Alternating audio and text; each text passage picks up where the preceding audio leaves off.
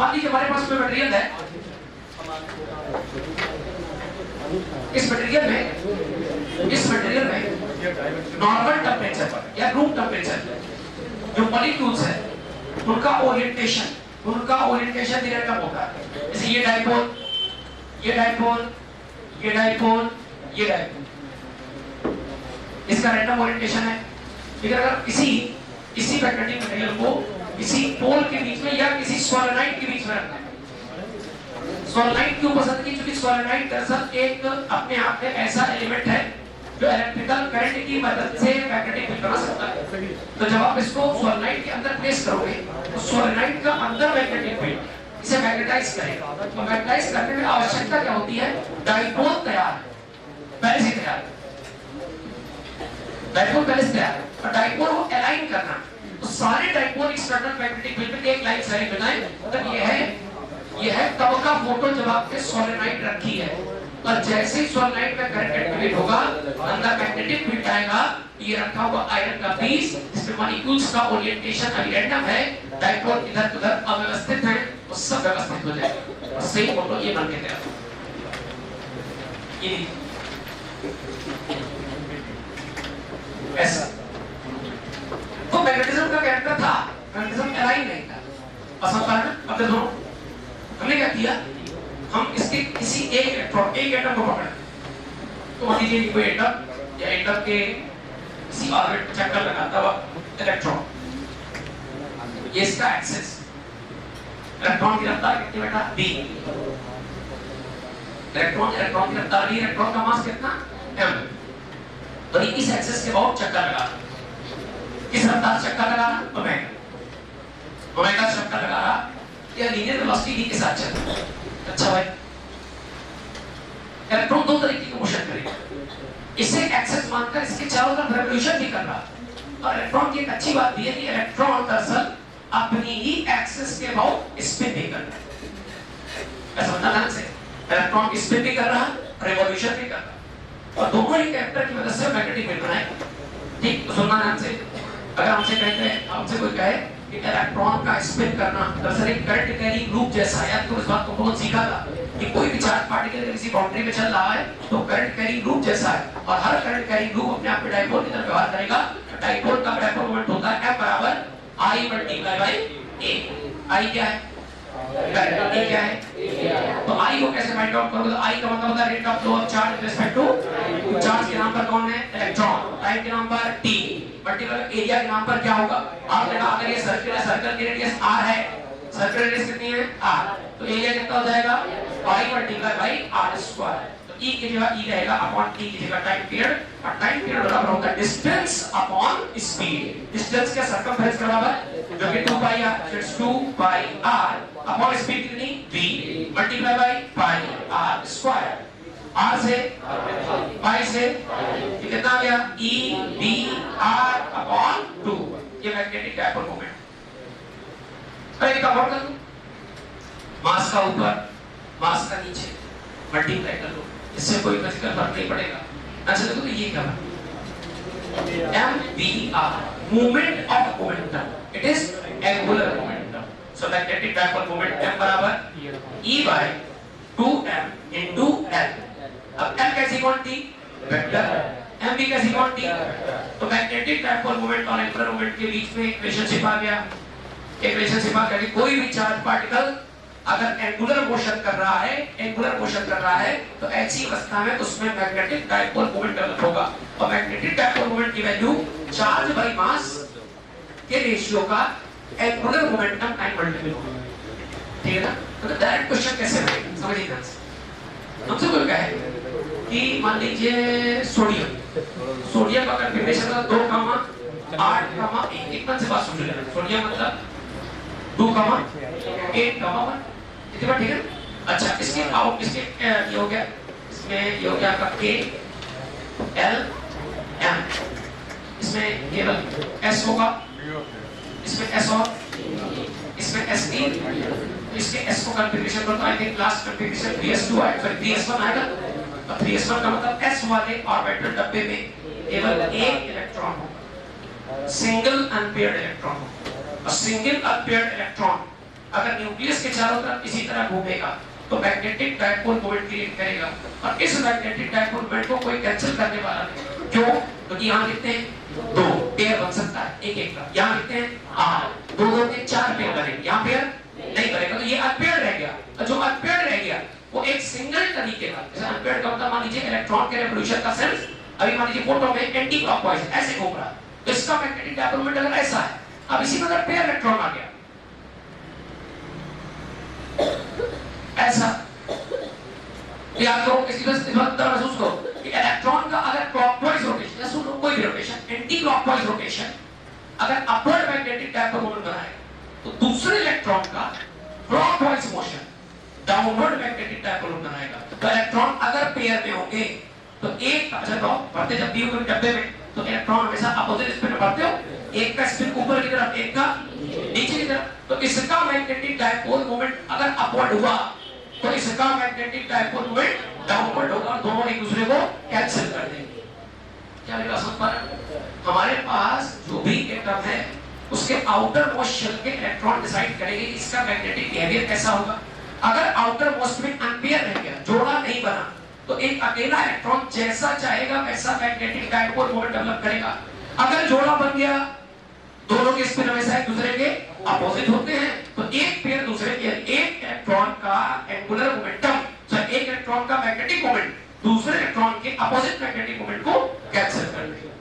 और ऐसा करने से अगर कैंसिल हो गए, अगर ये कैंसिल, तो ये मैग्नेटिक प्रॉपर्टी खत्म, इसलिए बन जाएंगे डायमैग्नेटिक। अब सुनो, अगर अनपेयर की संख्या कम है तो पैरामैग्नेटिक, और अनपेयर की संख्या बढ़ती जाएगी तो फेरोमैग्नेटिक, और अनपेयर होंगे नहीं तो डायमैग्नेटिक। क्या मेरा समझ पा रहा है?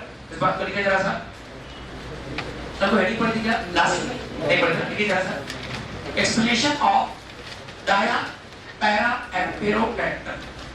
Explanation of dia, para and pero character. Explanation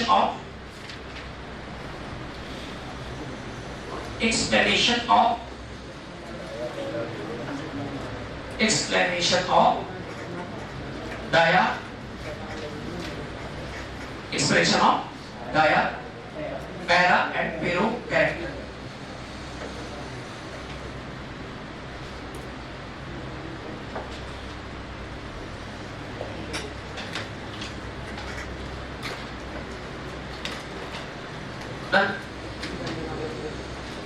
atom photo देखिए, वैसा आप चाहे बना सकते हैं। इलेक्ट्रॉन, ये इलेक्ट्रॉन का ऑर्बिट बेटा, इलेक्ट्रॉन की बात करें, इलेक्ट्रॉन का मास, इलेक्ट्रॉन की इस ऑर्बिट में टेंजेंशियल वेलोसिटी, एक्सेस,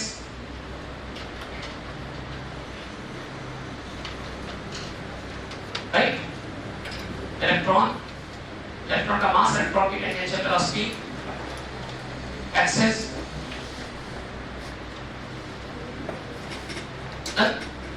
इसको रोटेट कर देता हूं। चलो भाई बोलो, इसका m क्या होगा? m बराबर कैसे कि m बराबर i multiply bye a, m बराबर i की जगह q by d multiply by area की जगह पाई r स्क्वायर। मान लो इसका रेडियस कितना है? सॉलिड घूम रहा r। एक और खास बात, इलेक्ट्रॉन अपनी ही एक्सिस के अबाउट स्पिन भी करेगा, इलेक्ट्रॉन इस सेंट्रल एक्सिस के अबाउट सुनना पड़ेगा, क्या करेगा? रिवॉल्व करेगा। दोनों काम कर रहा है, spin revolve, spin revolve, spin revolve. तो मैग्नेटिक डायपोल मोमेंट बराबर I मल्टीप्लाई बाय I का मतलब charge with respect to time multiply by area का मतलब पाई r स्क्वायर। तो m बराबर चार्ज के नाम पर क्या आएगा? टाइम पे नाम पर क्या आएगा? 2 पाई r अपॉन v। इसमें से अरे चलना पड़ेगा कितनी डिस्टेंस? 2 पाई r अपॉन वेलोसिटी कितनी? v multiply by pi r square, r से r, पाई से पाई। m बराबर e v r अपॉन 2, ऊपर m नीचे m, ये बन गया l। अब लिख सकते हो वेक्टर फॉर्म में कि मैग्नेटिक डायपोल मोमेंट बराबर e by 2m times of l vector. ऐसे सब फार्मूला बोलता है, हर फार्मूला बोलता है। फार्मूला को क्या बोल रहा है पता है? इससे बातचीत करो, इससे बातचीत करो, बोलना चाहता है। ये कहना कि जब भी कोई जब भी कोई इलेक्ट्रॉन या चार्ज पार्टिकल एंगुलर मोशन करेगा तो ऐसा करते वक्त वो मैग्नेटिक डाइपोल मूवमेंट डेवलप करेगा। अब ये सिंगल इलेक्ट्रॉन की कहानी है, एक इलेक्ट्रॉन। आपको बताया कि जब भी कभी ऑर्बिट पे इलेक्ट्रॉन बढ़े जाते हैं किसी डब्बे में, तो इलेक्ट्रॉन हमेशा अपोजिट स्पिन के बनाए जाते हैं। एक का स्पिन ऐसे अपवर्ड तो दूसरे वाले का डाउनवर्ड। तो एक का मैग्नेटिक डाइपोल मोमेंट अगर अपवर्ड तो दूसरे इलेक्ट्रॉन का मैग्नेटिक डाइपोल मोमेंट बेटा डाउनवर्ड। अब ये दोनों कैंसिल करेंगे, तो कैंसिल करेंगे तो net magnetic dipole moment M net is equal to 0। ये कौन सा एलिमेंट है? Para ferro dia. सोचना पड़ेगा। अरे यार अगर पेयर्ड है तो क्या एक का मैग्नेटिक डाइपोल मोमेंट दूसरे की अपोजिट स्पिन से कैंसिल होगा? तो मैग्नेटिक डाइपोल मोमेंट की नेट वैल्यू कितनी होगी? ये डायमैग्नेटिक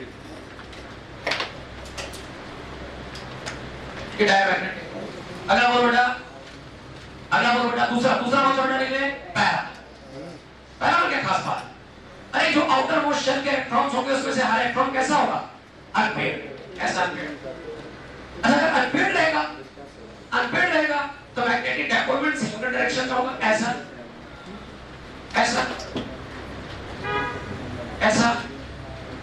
कैपिटल M बराबर E/2m multiply by L vector. Unpaired है और अनपेयर्ड है तो नेट मैग्नेटिक डाइपोल मोमेंट आपकी केस में 0 नहीं होगा। अगर इसे कई सारे अनपेयर्ड एक दूसरे को सपोर्ट करने लगे तो फेरो का मतलब कई सारे हाफ बिल्ड ऑर्बिटल्स।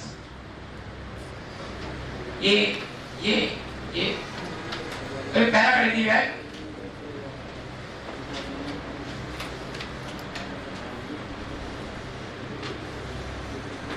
अच्छा एक बताओ, कोई तो तरीका, कोई तो खास बात है, कोई तो केमिस्ट्री ऑब्जर्वेशन से बनी है। ऑब्जर्वेशन से केमिस्ट्री नहीं बनी। उल्टा बोलेंगे, चीजों को देख के रिसर्च करके फिर कॉन्सेप्ट डेवलप किए गए, पहले ऑब्जर्व किया गया फिर लिखा गया। इसमें क्या है आप बताओ? कभी कभी जैसे एल्युमिनियम भरते हो, तो एल्युमिनियम के केस में हाफ बिल्ड ऐसे भरते हो। अरे यार एक सिंगल कभी ऐसे भरते हो क्या कि एक अपवर्ड एक डाउनवर्ड फिर एक अपवर्ड, ऐसा नहीं बना? क्यों नहीं बना? कुछ तो वजह होगी। एल्युमिनियम को ऑब्जर्व किया गया तो उसके अंदर मैग्नेटिक कैरेक्टर ठीक ठाक पाया गया और ठीक ठाक आई थिंक देखो शायद एल्युमिनियम तुम्हारा इसमें पैरा कर नहीं आता, देख लेना कल लिखवाया शायद। तो इसका मतलब इसमें मैग्नेटिक कैरेक्टर्स एक दूसरे को सपोर्ट कर रहे हैं। अब देखो जरा, एक का मैग्नेटिक डाइपोल मोमेंट दूसरे के मैग्नेटिक तीसरे के मैग्नेटिक को सपोर्ट करेगा। अगर सपोर्ट करेगा तो सारे मैग्नेटिक डाइपोल जुड़ जाएंगे, तो नेट मैग्नेटिक डाइपोल मोमेंट कभी शून्य नहीं होगा। बहुत सिंपल सी बात है। मैग्नेट मतलब मैग्नेटिक डाइपोल और मैग्नेटिक डाइपोल मतलब मैग्नेटिक डाइपोल मूवमेंट। अगर डाइपोल मूवमेंट बच गया, जिंदा बच गया, तो मैग्नेट को मैग्नेट की तरह बिहेव करने के लिए मजबूर करेगा। इलेक्ट्रॉन स्पिन करना नहीं चाहो तो चार्ज की करेगा कर सकते। हकीकत ये क्या है बेटा कि बहुत सिंपल सी बात है, इलेक्ट्रॉन का चार्ज कैसा है? इलेक्ट्रॉन तो नेगेटिव चार्ज स्पीशीज है। तो आप ध्यान देखें M और L वेक्टर में नेगेटिव लगा सकते हैं। इलेक्ट्रॉन का जो मैग्नीट्यूड की बात करें, अभी सही बात यही है कि वेक्टर फॉर्म में लिखने के लिए नेगेटिव लिखना चाहिए। नेगेटिव की बताता है कि M की डायरेक्शन और L की डायरेक्शन अपोजिट। M की डायरेक्शन होगी इलेक्ट्रॉन का स्पिन कैसा है? क्लॉकवाइज। याद तो हमने कहा था जिस डायरेक्शन में करंट हो फिंगर की कर्वेचर को उसी डायरेक्शन में सेट कर लो। तो थंब जो है वो आपको नॉर्थ पोल की डायरेक्शन या थंब आपको मैग्नेटिक डाइपोल मोमेंट की डायरेक्शन बताएगा। अब सुनो, फिंगर की curvature in direction of current, तो थंब ही नॉर्थ पोल है, थंब भी M की डायरेक्शन। तो फिंगर डायरेक्शन इन फिंगर की कर्वेचर डायरेक्शन ऑफ करंट तो इलेक्ट्रॉन के फ्लो के अपोजिट। तो अगर इलेक्ट्रॉन का फ्लो ऐसा है तो आपको फिंगर्स ऐसी करनी पड़ेगी। अब थंब का इशारा कहां की तरफ है? नीचे, तो M की डायरेक्शन नीचे। अब सुनो, M की डायरेक्शन कहां गई? नीचे। M और L की डायरेक्शन कैसी? अपोजिट। तो M की डायरेक्शन नीचे, L की डायरेक्शन ऊपर। अब जरा कल से आज तक की सारी बातें फटाफट पहले रिकॉर्ड कर ले, तो इसके बाद हम लोग कुछ ओरल क्वेश्चन करते हैं और बढ़ते हैं आखिरी टॉपिक की तरफ, जिसका नाम है हिस्टेरेसिस कर्व, सब्सटेंस को मैग्नेटाइज करने वाला कर्व। राइट, कैसे रख करते बेटा? अब देखो, रटना नहीं, समझना बहुत ध्यान से। हो सकता है एक आधा आर्टिकल नया मिले, तो नोट 1 2 3 4 डाल के नोट कर सकते हो, सब बातें करके समझते हैं। प्लस नो सीखो इस बार। हमने मैग्नेटाइज करने के लिए किसको सेलेक्ट किया था? सोलेनोइड। सोलेनोइड में क्या फ्लो कराया था? करंट। करंट सपोज करो कितनी? I। अंदर मैग्नेटिक फील्ड कितना बनेगा? B नॉट बराबर बोलना पड़ेगा म्यू नॉट एन I।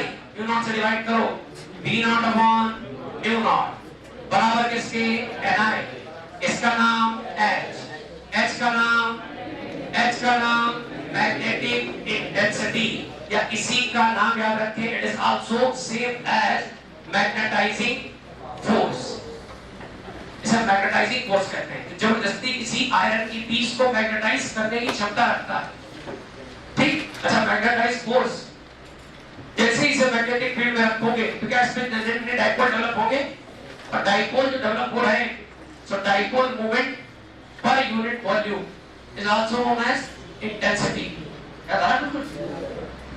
अगर जितने अच्छे मैग्नेटिक इंटेंसिटी पे रखोगे उतने ही अच्छे डाइपोल्स का डेवलपमेंट होगा, उतनी ही अच्छी आई होगी। तो क्या ये कह सकते हो कि I is directly proportional to अंदर डेवलप होने वाले डाइपोल, जो कि इसकी इंटेंसिटी ऑफ मैग्नेटाइजेशन डिसाइड करेंगे, वो डायरेक्टली प्रोपोर्शनल होगा मैग्नेटाइजिंग फोर्स या मैग्नेटिक इंटेंसिटी। हमने कहा था ना, कल ही कहा था, टर्म कंफ्यूजिंग है, तुमको ध्यान समझना।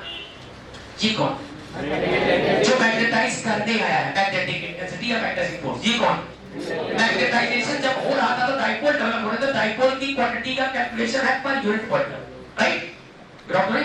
ये बाहरी फील्ड की प्रॉपर्टी और ये सब्सटेंस की प्रॉपर्टी, दोनों एक दूसरे के डायरेक्टली प्रोपोर्शनल। एक बात ठीक है। अच्छा मैग्नेटिज्म कोई सब्सटेंस है, हमारा सिंपल सी बात है, आपने किसी भूखे को खाने के पास रख दिया कुछ भी खा जाएगा, लेकिन किसी पर्सन का पहले पेट भरा हुआ, अब आप उसके पास कितने भी लजीज और टेस्टी व्यंजन रखिए, उसके लिए यूजलेस है। मतलब ये बात डिपेंड करती है कि मैग्नेटिक कैरेक्टर अडॉप्ट करेगा ना करेगा। तो कहने का सेंस ये है, हर सब्सटेंस का अपना एक नेचर है, अपना एक एटीट्यूड है मैग्नेटिक फील्ड के प्रति। यदि वो मैग्नेटिक फील्ड को बहुत इजीली एक्सेप्ट कर लेता है तो उसकी एक तरह होता है ससेप्टिबिलिटी, तरह देखा था। तो आई प्रोपोर्शनलिटी हटाओगे तो कांस्टेंट आएगा इनटू h। कोई भी सब्सटेंस कितने बेहतर तरीके से मैग्नेटाइज होगा, ये दो बातों पर डिपेंड है। एक तो उसका मैग्नेटिक फील्ड के प्रति एटीट्यूड कैसा है, और दूसरा मैग्नेटिक इंटेंसिटी कैसी। कौन सा सी बात तो नहीं? अच्छा बताओ कितने एटीट्यूड हो सकते हैं? अबे जितने टाइप के सब्सटेंस हो सकते हैं उतने एटीट्यूड हो सकते हैं। नेगेटिव, पॉजिटिव और हालांकि जीरो नंबर काउंट नहीं होता, हम कहेंगे छोटा एटीट्यूड यानी जीरो के क्लोज, जीरो से कम नेगेटिव और जीरो से बड़ा पॉजिटिव। देखो अगर ये मन से जवाब देना, सपोज करो किसी का एटीट्यूड नेगेटिव, तो क्या वो मैग्नेटिक फील्ड को पसंद नहीं कर रहा? ऐसा कौन सब्सटेंस करते हैं? जिसका एटीट्यूड छोटा पॉजिटिव है, ऐसा है स्मॉल पॉजिटिव, उसका एटीट्यूड बैड। और जो उसका बहुत पॉजिटिव एटीट्यूड है, मतलब पॉजिटिव के साथ साथ लार्ज वैल्यू, वो बोलो कैसे बेटा? बैड। तो जाना टॉपिक कैरेक्टर सिखा रहे। अच्छा किसी भी सब्सटेंस का जैसे xi कैरेक्टर डिफाइन है, वैसे mu कैरेक्टर डिफाइन। कौन सा कैरेक्टर? अगर किसी में +1 करो, तो ऐसा करने से क्या बनता है? mu। mu का मतलब परमिएबिलिटी। क्यों? क्योंकि रिलेशन था mu बराबर 1 + xi है। परमिएबिलिटी मतलब परमिशन। अच्छा तो नेगेटिव में किसी छोटे नेगेटिव नंबर में एक ऐड करोगे तो नंबर एटलीस्ट पॉजिटिव हो जाएगा, और पॉजिटिव आंसर छोटा रहेगा। ध्यान से देखो, इसकी वैल्यू वही थी, ये वैल्यू -1 से 0 के बीच की है। तो b 0 और -1 के बीच का कोई भी नंबर लोगे, उसमें 1 ऐड करोगे तो आंसर स्मॉल पॉजिटिव आएगा। यानी नंबर तो रहेगा पॉजिटिव, लेकिन नंबर पॉजिटिव 1 से 0 के बीच। ये वाला 1 से बड़ा, ये वाला 1 से काफी बड़ा। अच्छा एक और सब्सटेंस का जो एटीट्यूड है क्या वो टेम्परेचर पर डिपेंड करता है? टेम्परेचर डिपेंड करता है। तो ससेप्टिबिलिटी टेम्परेचर के साथ कैसे रिलेटेड है? इसमें एक नई बात सीखने को मिली कंफर्ट, वो तो नोट कर सकते हो कि सुनो पहले। सब्सटेंस का जो एटीट्यूड है, जो सब्सटेंस की ससेप्टिबिलिटी है, वो मैग्नेटिक कैरेक्टर को डिफाइन करती है। और मैग्नेटिक कैरेक्टर का टेम्परेचर के साथ कैसा रिलेशन है? इनवर्सली। सभी सब्सटेंसेस के लिए कुछ स्पेशल थी, पैरा और डाया का तो मैग्नेटिक कैरेक्टर से कोई लेना देना ही नहीं, वो तो मैग्नेटिक फील्ड का वैसे ही वर्क करता है। तब तो सुनना, अगर तुमसे कहूं कि susceptibility is inversely proportional to temperature, sir ऐसा ही क्यूरी साहब लिखा है कि सब्सटेंस का टेम्परेचर बढ़ाते जाओगे तो ससेप्टिबिलिटी डिक्रीज करेगी, उसका मैग्नेटिक फील्ड के प्रति एटीट्यूड खराब होता जाएगा, क्योंकि उसमें मॉलिक्यूल्स का जो अलाइनमेंट था वो रैंडम ओरिएंटेशन बन जाए। जो मॉलिक्यूल्स के डाइपोल अरेंज हो गए थे, एक सशक्त मैग्नेट बना रहे थे, वो बेकार था मैग्नेटिक फील्ड बना रहे। अब जरा सुनो, अच्छा ग्राफ खींचो, सोच समझ में ना, ये टेम्परेचर, ये ससेप्टिबिलिटी, इसका पैरा, क्योंकि पैरा में ससेप्टिबिलिटी टेम्परेचर एक दूसरे के ठीक इनवर्सली प्रोपोर्शनल होते हैं। अच्छा और बताओ, अगर ससेप्टिबिलिटी और टेम्परेचर का ग्राफ डिक्रीजिंग है लेकिन फिर ब्रेक किया फिर साथ होगी, ये कौन सा है? फेरोमैग्नेटिक। अच्छा फेरोमैग्नेटिक में जिस पॉइंट पर फेरो वाला ग्राफ पैरा बन गया, उस पर्टिकुलर टेम्परेचर का नाम क्यूरी टेम्परेचर। ग्राफ तो नहीं। अच्छा मैं डाया की बात करूं, डाया, तो डाया का एटीट्यूड, डाया का एटीट्यूड कैसा है? बहुत बढ़िया, मैंने कहा ये सीखने को मिलेगा। अगर मैं बात करूं आपसे डायामैग्नेटिक सब्सटेंस की बात करिए, तो डायामैग्नेटिक सब्सटेंस का मैग्नेटिक फील्ड के प्रति एटीट्यूड कैसा है? नेगेटिव। तो ग्राफ ऊपर की नीचे, तो कंफर्म ग्राफ नीचे बने। अच्छा टेम्परेचर के बढ़ने घटने पर इसके एटीट्यूड में कोई फर्क आएगा कि नहीं आएगा? इसका नाम कांस्टेंट नेगेटिव है। मान लीजिए चाहो तो आप कर सकते हैं डायामैग्नेटिक, जहां तुमने ससेप्टिबिलिटी के ग्राफ बनाए वही बना लो उसको, जनरली लिखा है तो वहां क्या डायामैग्नेटिक की ससेप्टिबिलिटी का ग्राफ, जहां हमने ग्राफ बनाए हैं ससेप्टिबिलिटी वाले वही बना ली।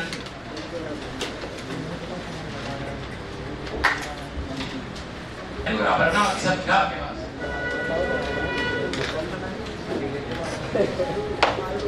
तो जाइए सर। देखिए बड़े अच्छे से रिवाइज हो गया और कुछ सवाल पूछ रहे हैं, उसके बिल्कुल सरल सरल सवाल होंगे, सोच समझ के जवाब देना। ओरली ठीक है, तुम लगाओ तो उसमें टाइम लगता है लेकिन फटाफट करोगे। पूछा जाए सवाल, पूछा भाई, चलिए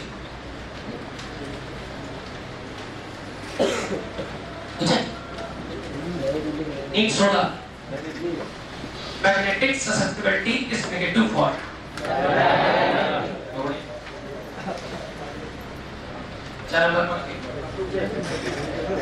there are 4 light weighted rods A, B, C, D। 11 का सवाल है। There are 4 light weighted rod of sample A, B, C, D separated and suspended by threads. A bar magnet slowly brought near to each sample.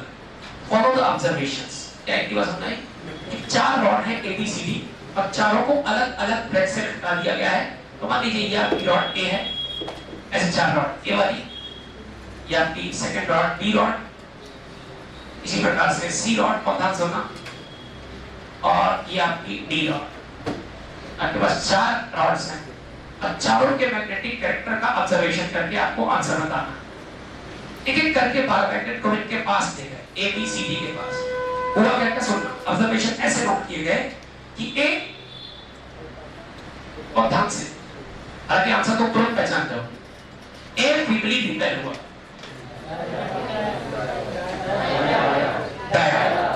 Unpaired electron है कि paired? Question छोड़ के पीछे तो paired जी, paired है कि unpaired?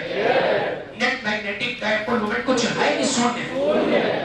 म्यूनेट, हालांकि इसने म्यूनेट नाम दिया है, इसे हम लोग नेट नाम देते हैं, दैट इज इक्वल टू 0। तो अब नहीं ससेप्टिबिलिटी कैसी है इसकी, ये सब भुला पड़ेगा। हम इसके पास एक मैग्नेट लेके मैग्नेट से दूर भाग रहा। और सुनो मैग्नेट का चाहे नॉर्थ पोल ले जाओ चाहे साउथ पोल, दूरी भागेंगे, अगर मैग्नेट पसंद ही नहीं है मुझे, समझ गया ना? अच्छा तो ये बीबली रिपेल हुआ, बीबली रिपेल होने वाला सब्सटेंस का नाम डाया, डाया का net magnetic moment 0, magnet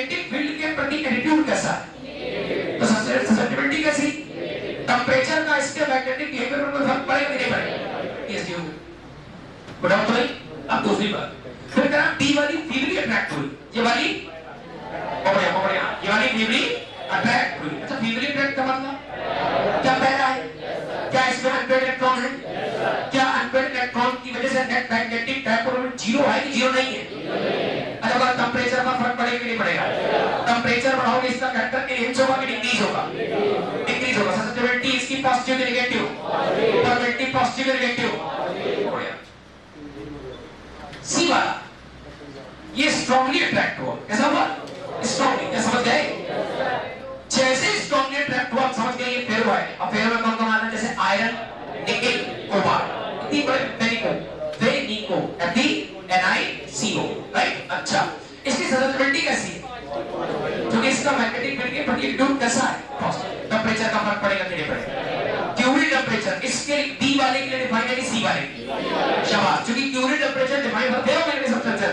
ferromagnetic जब पैरा बन जाए उसका नाम है क्यूरी टेंपरेचर। कभी पैरा फेरो समझ गया ना? तो बाय डेफिनेशन ऐसा सेट किया गया। अच्छा भाई तो आपसे कह रहा है बस खत्म हो गया। सवाल पता नहीं क्या था, तो आंसर ही 4-5 बोल दिए। ठीक खत्म। अब इसने पूछा था कि which of the following is true? which of the following is true? Descendants पढ़ने थे जो सवाल था, हालांकि लोग सवाल के लेवल से ऊपर निकल गए कि which of the following is true? A part कह रहा बी इज पैरामैग्नेटिक। सुनो एक क्वेश्चन और है। हाँ magnetic moment of a diamagnetic atom, पता सुना? Magnetic moment of a diamagnetic atom is equal to 1, cannot be set, less than or equal to 0, equal to 0, greater than or equal to 0। अरे diamagnetic में net magnetic dipole moment होता ही नहीं, क्यों नहीं होगा? Electron pair होते हैं तो अगर एक का मैग्नेटिक डायपोल मोमेंट यानी एक का बिहेवियर जिस इंस्टेंट पर नॉर्थ हो रहेगा दूसरे का साउथ, तो दोनों डायपोल मोमेंट एक दूसरे को म्यूचुअली कैंसिल कर देगा। और ऐसा हर पेयर के साथ होगा, इसलिए पूरे मैग्नेटिक पूरे सब्सटेंस के अंदर कोई मैग्नेटिक कैरेक्टर एग्जिस्ट नहीं करता है, राइट? अच्छा इसके बाद कह रहा है भैया एक डायमैग्नेटिक सब्सटेंस है, उसका नॉर्थ पोल या साउथ पोल किसी बार मैग्नेट के पास आया है। और नाम सुना भी, इस बात को बोला भी है, यही सोच के बोल दिया है। ये 2009 और 99 दोनों में आया था क्वेश्चन। तो कह रहा है diamagnetic substance is brought near to the north pole and south pole of bar magnet. यानी किसी सब्सटेंस को जो डायमैग्नेटिक है उसको मैग्नेट के नॉर्थ पोल के पास लाया गया, फिर मैग्नेट के साउथ पोल के पास लाया गया। आंसर दीजिएगा। एक बार अट्रैक्ट होगा, एक बार रिपेल होगा, दोनों बार अट्रैक्ट होगा या दोनों बार रिपेल होगा? क्योंकि पोलैरिटी से कोई मतलब अरे डायमैग्नेटिक ने कसम खा रहा है, ठीक है मैग्नेटिक फील्ड के साथ कोई भी अट्रैक्शन, कोई भी दोस्ती, कोई भी पॉजिटिव शो नहीं करेंगे, तो हमेशा उससे दूरी भागेगा, राइट? अब एक क्वेश्चन हमारा 2021 में आने वाला कि एक सब्सटेंस है जो सराउंडिंग की मैग्नेटिक फील्ड लाइन को अपने अंदर से स्ट्रांगली जाने दे रहा है। फिर मैग्नेटिक है, अच्छा फील्ड जाने देगा, कुछ लाइन जाने देगा। मतलब कह सकते हो कि सराउंडिंग में जो मैग्नेटिक फील्ड लाइन जा रही है उनको थोड़ा सा अट्रैक्ट कर लेगा तो फिर पैरा, अगर अंदर घुस देगा तो, अगर भगा देगा तो पैरा। अच्छा तो बढ़िया।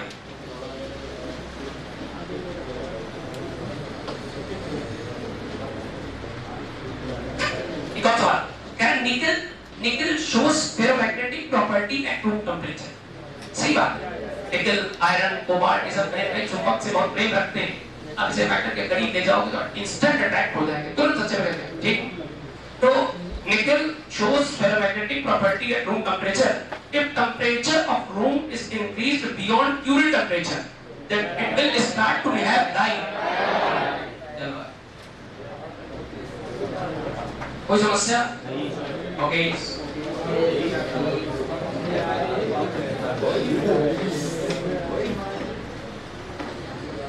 एक और सवाल, आखिरी सवाल, तकरीबन आखिरी। A diamagnetic material in magnetic field, सवाल, a diamagnetic material in magnetic field moves from stronger to weaker, weaker to stronger, perpendicular, none of the above। अगर मैग्नेट सुन, अच्छा आयरन ले जाओगे तो कहां रखोगे? आयरन मैग्नेट के पोल की तरफ खींचेगा, तो आयरन की प्रॉपर्टी होती है कि उस सराउंडिंग के, हवा के, अर्थ के पुअर मैग्नेटिक फील्ड से मैग्नेट के पोल की तरफ खींचता है, पुअर से पैरा की प्रॉपर्टी है, पैरों की प्रॉपर्टी है, तो दाया क्या उल्टा होगा? तो अगर पैरा या पैरों पुअर से स्ट्रॉन्ग मैग्नेटिक फील्ड की तरफ जाते हैं तो दाया वाला स्ट्रॉन्ग से पुअर की तरफ जाएगा। अलग है ना? स्टैटिस्टिक्स का मतलब होता है हाँ जी लैगिंग, मैं पूरी बात है लैगिंग ऑफ आई। अरे भाई मैग्नेटिक की बात कर रहे हैं बेटा हम लोग, तो ज्यादा बेवजह दिमाग नहीं लगाएंगे, हम तो कहेंगे लैगिंग ऑफ आई। आई का मतलब बच्चों कोई बात नहीं, इंटेंसिटी मैं लिख दे रहा हूं, intensity of magnetization.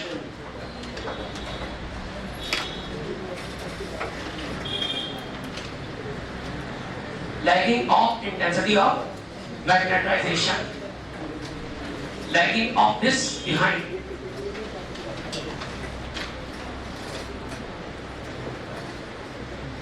lagging of I behind H। H का मतलब बेटा मैग्नेटिक इंटेंसिटी का पढ़ाई करो। मैंने कहा नाम ही गंदे हैं कि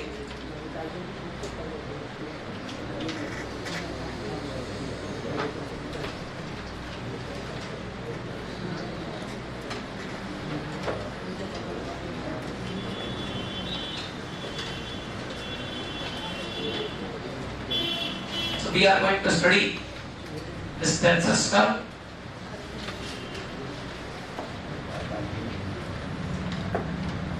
आज से बेटा मैग्नेटिक वाला पार्ट खत्म, कल से हम लोग फ्लक्स की माइक पढ़ेंगे। और इस संडे मैग्नेटिज्म में अर्थ मैग्नेटिज्म अभी छोड़ रहे हैं, संडे का क्लास लेंगे, अर्थ मैग्नेटिज्म और मैग्नेटिक शीट दोनों काम करेंगे। तभी कर सकते हैं, ऐसा तो नहीं परसों से हो सकता है माइक शुरू करें तो हम लोग शीट कर देंगे।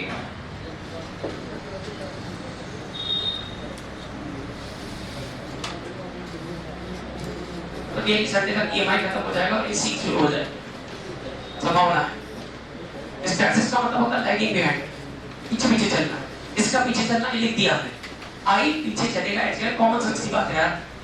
वेरिएबल कौन होगा भूल गए, कोई बात नहीं, तुम्हें याद है थोड़ी सी बात रखना है। तुम्हें याद तो लिखा था हमने आई प्रोपोर्शनल टू सब्सटेंस के अंदर कैसे डाइपोल डेवलप होंगे, सब्सटेंस के अंदर कैसे मैग्नेटिक कैरेक्टर आएगा, ये डिपेंड करेगा कि आपने H कैसे अप्लाई किया। तो पहले ये बदलोगे फिर ये बदलेगा। आप चाहो तो इसको लिख सकते हो I बराबर xi m multiply by H। If you go for the plot, अगर ग्राफ की प्लॉटिंग करोगे तो इसमें H ले लो, इसमें बच्चों I ले लो, और इसका कोई जनरल अगर ग्राफ बनाया जाए तो इस ग्राफ का जो स्लोप होगा क्या होगा? स्लोप का मतलब ही होता है बेटा बाई एक्सेस की क्वांटिटी लिख दे रहा हूं अपॉन, अरे जैसी जरूरत वैसा इस्तेमाल कर लेते हैं हम। कभी कभी dy अपॉन dx बोलते हैं, कभी कभी y बाई x बोलेंगे, है तो एक ही रेशियो ना। अच्छा तो y एक्सेस पर किसको लिया है I, और x एक्सेस पर किसको लिया है H, and what is I by H? That is equal to psi। ये किस सब्जेक्ट को बता रहा? आप मेरा जरा इसका स्लोप बनेगा तो पॉजिटिव है, तो कैसा? अबे थीटा 90 से और tan थीटा पॉजिटिव आएगा, स्लोप पॉजिटिव होती है, तो ये पहला है, ये तो ये फेर हुआ, दाया नहीं हो सकता। हम स्टैटिस्टिक्स पर हम देखने जा रहे हैं कि H और I का एक्चुअल प्रैक्टिकल कर्व कैसा आता है, और उसके लिए काम करना पड़ेगा, एक्सपेरिमेंट करना पड़ेगा। एक्सपेरिमेंट के लिए सेटअप लगाएंगे, ये है solenoid,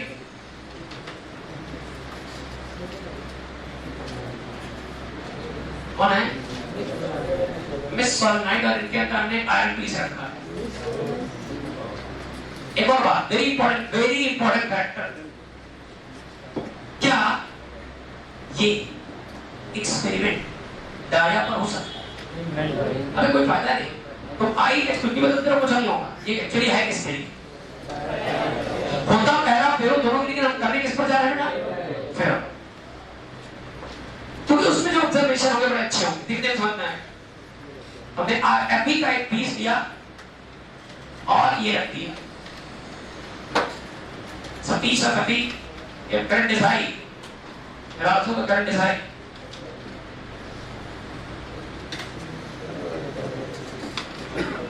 focus focus focus focus focus focus focus.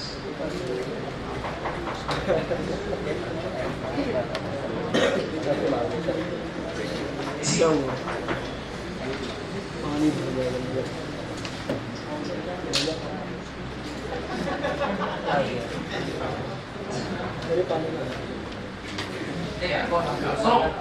अच्छा एक्सपेरिमेंट करें। पहले कौन करते हैं? एच की आई, एच बंदोगे तब तो आई बंदेगा। अप्लाइड फील्ड बंदोगे तब तो अंदर के प्रभाव बंदेंगे। हम ग्राफ लिखते हैं, पहले खतरनाक ग्राफ। हाँ, वातावरण बंदोगे तो स्वभाव प्रभाव बंदेगा तो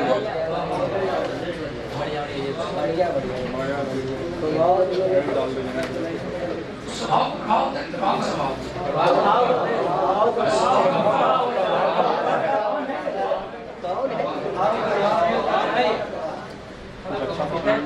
स्वभाव का स्वभाव पड़ता है हमारे स्वभाव से प्रभावित। चलिए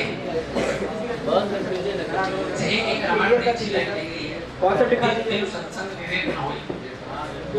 एक बार में कहा कि जब विवेक न होई सत्संग कैसे होगा?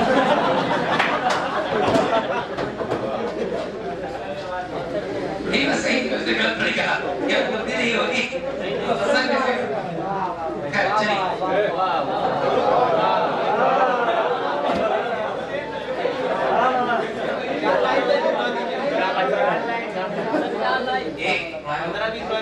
चलिए भाई अब करने का चाह रहे हैं हम किसी सब्सटेंस को क्या करना है? प्रैक्टिकल करो, है बड़ा शानदार, तुम सीख जाओगे कंफर्म। हम इस सब्सटेंस को मैग्नेटाइज करने जा रहे हैं। क्या करना है? तो मैग्नेटाइज करने के लिए देखो आयरन का पीस सोलेनाइड के बीच में रख दिया। अच्छा, सोलेनाइड के अंदर मैग्नेटिक फील्ड है, एक्टिव है। सोलेनाइड के अंदर मैग्नेटिक फील्ड लाइन है और मैग्नेटिक फील्ड लाइन होने का इस पर प्रभाव पड़ेगा और magnetic field line magnetic field intensity set करती है और अंदर की मैग्नेटिक फील्ड इंटेंसिटी का फार्मूला V बराबर mu naught multiply by I। अच्छा, म्यू नॉट को अगर नीचे भेज दो तो B upon mu not H बन जाएगा। तो H बराबर N मल्टीप्लाई बाय। जैसे जैसे करंट बढ़ाओगे तो अप्लाइड मैग्नेटिक फील्ड और जैसे जैसे अप्लाइड मैग्नेटिक फील्ड बढ़ेगा वैसे वैसे अंदर मैग्नेटिक डायपोल मोमेंट ज्यादा डेवलप होंगे, I भी बढ़ेगा। महसूस कर पा रहे? I बढ़ाओ तो कम बोलना हम लिखते क्या? लिखते बच्चे छोटे हमारे लिखना पड़ेगा।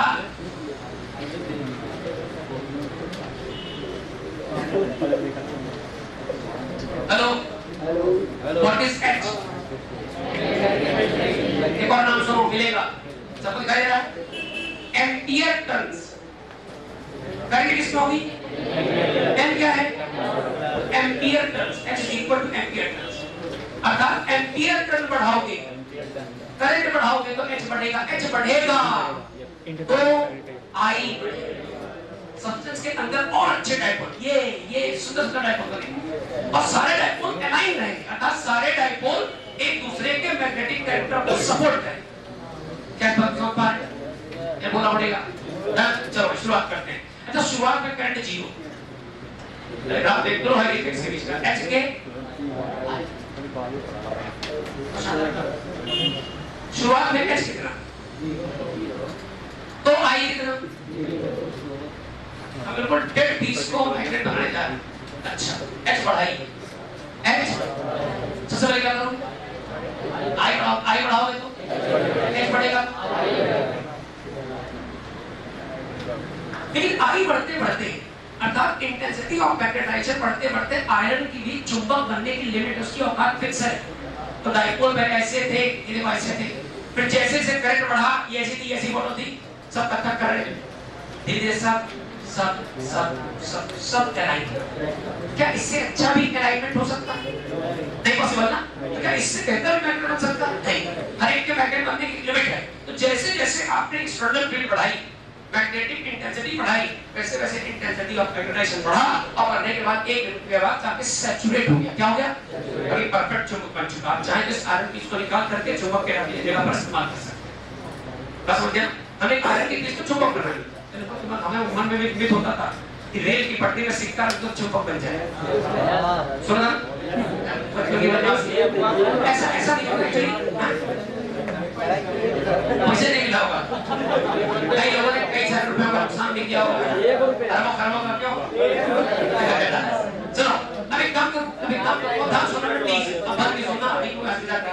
जैसे जैसे करंट बढ़ाओगे वैसे वैसे H बढ़ेगा और जैसे जैसे H इंक्रीज करेगा वैसे वैसे I इंक्रीज करेगा। लेकिन उस सब्सटेंस के मैग्नेट बनने की औकात है, लिमिट है, इससे ज्यादा एलिमेंट नहीं हो सकता है। ये मैक्सिमम मैग्नेटाइज हो चुका है, ये सैचुरेट हो चुका है।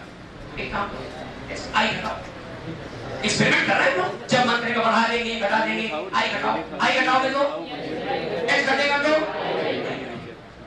अगर बाहरी मैग्नेटिक फील्ड हटाते जाओ हटाते जाओ हटाते जाओ तो क्या एच घटेगा, और एच घटेगा तो आई भी ग्राफ, एच बढ़ा तो आई बढ़ा, ग्राफ आगे भी जाएगा ऊपर भी जाएगा। अगर एच घटा, करंट घटा तो आई भी घटेगा, तो ग्राफ पीछे भी जाएगा और नीचे भी जाएगा, तो ग्राफ ऐसा।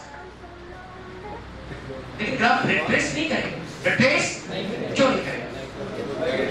एक, क्योंकि अगर आप इस आयरन पीस को अब मैग्नेटाइज करने के बाद अगर यहाँ का करंट खत्म कर दो, यहाँ का मैग्नेटिक फील्ड खत्म कर दो, तब भी इसके अंदर थोड़ा बहुत मैग्नेटिक कैरेक्टर जिंदा रह जाए, कुछ ना कुछ मैग्नेटिक कैरेक्टर बचा रह जाए। क्या जाएगा? रिटेन रह जाए। क्या जाएगा? रिटेन रह जाने के कैरेक्टर को हम लोग रिटेंटिविटी कहते हैं। ये पार्ट आपका रिटेंटिविटी।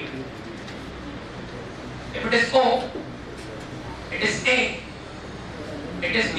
So OB part, कौन सा पार्ट बेटा? अलग से O एक है, OB part is called, बहुत ध्यान सुनना, क्या कहलाता है बेटा? रिटेंटिविटी कहलाता। रिटेंटिविटी का मतलब क्या होता है? बिल्कुल सरल भाषा बेटा, इससे कुछ आसान हो नहीं सकता। रिमेन मैग्नेटिक खत्म। फिर सुनो, बाहरी फील्ड बढ़ाया, मैग्नेटिक कैरेक्टर बढ़ा, ग्राफ कैसे गया? इंक्रीजिंग, एक लिमिट के बाद सैचुरेट हो गया। अब बाहरी कैरेक्टर, बाहरी फील्ड बढ़ाओ तो ग्राफ का इंटेंसिटी घटेगा, लेकिन जीरो नहीं होगा, बल्कि उसमें कुछ नॉन मैग्नेटिक कैरेक्टर जिंदा रह जाएगा, थोड़ी देर तक कुछ चुंबक की तरह व्यवहार करेगा, जो मैग्नेटिक कैरेक्टर उसमें रिटेन रह गया, जीवित रह गया, उसका नाम मैग्नेटिक रिटेंटिविटी। अरे काम एक्सपेरिमेंट चल रहा, अब मैग्नेटिक फील्ड पलटा उल्टा तो करंट डायरेक्शन को उल्टा करने जा, करंट को ऐसा, अच्छा करंट डायरेक्शन पहले ऐसा था, मैग्नेटिक फील्ड ऐसी थी, करंट पलट गया, मैग्नेटिक फील्ड भी पलट जाए। तो पहले ये हुआ मैग्नेटाइज, अब होगा ये डीमैग्नेटाइज। पहले मॉलिक्यूल्स ऐसे अरेंज हो गए, अब करंट उल्टा करने से मॉलिक्यूल्स भी उल्टा होना शुरू हो जाएंगे, इकट्ठा उल्टा नहीं होंगे। सुनो, पहले ऐसे मैग्नेट बना था,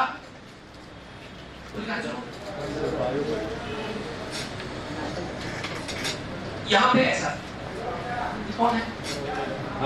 डायपोल, छोटे छोटे डायपोल। क्या इतना अरेंज ऑर्डर है कि रैंडम ऑर्डर? जैसे जैसे एच बढ़ाओगे धीरे धीरे धीरे धीरे धीरे धीरे धीरे धीरे ये बढ़िया शानदार मैग्नेट बन गया।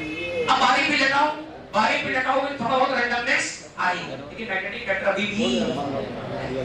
अब उल्टा मैग्नेटिक फील्ड लगाओ, उल्टी करंट लगाओ, तो क्या मैग्नेटिक फील्ड फिर से रैंडम होता चला जाएगा, जैसा पीस था वैसे ही बन जाएगा। समझ गया ना? हमने क्या किया? हमने मैग्नेटिक फील्ड को रिवर्स कर दिया। रिवर्स मैग्नेटिक फील्ड करने से इसका मैग्नेटिक कैरेक्टर पूरी तरह खत्म हो जाएगा। बी के बाद सी, ओ से लेके सी तक, भी सुना, ओ से लेके सी तक आपने उल्टा मैग्नेटिक फील्ड लगा, जिससे जो मैग्नेटिक कैरेक्टर बना था वो खत्म हो। तो सी से ओ तक अभी करेंगे, तो सी से ओ तक की कहानी it is reverse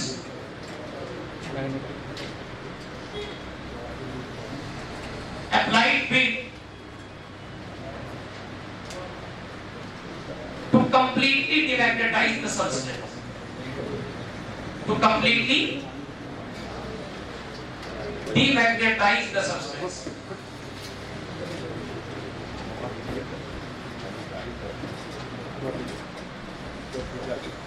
कौन सा बेटा? ओ से सी।